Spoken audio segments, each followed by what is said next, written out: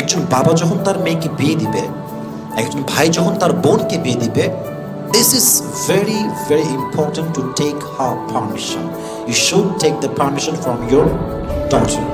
You should take the permission from your sister. আম্মা জান, আপনি কি রাজি আছেন এই বিয়েতে? প্রিয় বোন, তুমি কি রাজি আছো এই বিয়েতে? আমার এর ভালো লাগছে, তোকে একই বিয়ে করতে হবে। What is this? What's the hell are you talking about, man? এটা কোন ধরনের কথা? এটা তার জীবন, তার জীবন সে চুজ করবে যে আমার কার জন্য পারফেক্ট হবে, আমি কে আমার জন্য পারফেক্ট হবে। আল্লাহ তাআলা বলছেন যে নারী হচ্ছে তোমার জন্য পোশাক স্বরূপ। এই কথার মাঝেই ইসলাম মেসেজ দিয়েছে, আমার যে পোশাক পছন্দ এটা আমি কিনি, আপনার পোশাক যেটা পছন্দ আপনি কিনবেন।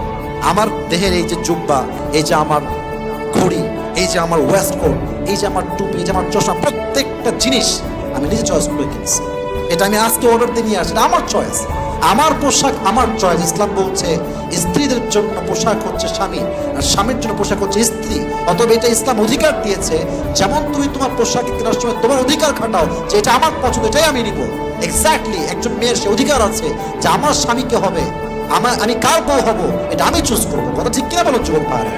প্রত্যেকটা নারীকে আপনি সেটা অধিকারটা বোঝায় দেন, তুমি কি রাজি আছো কিনা। উদায় চাপাই দিলেন इससे ही शादी करना है और कोई लड़का दुनिया में है ही नहीं। ये क्या बात है?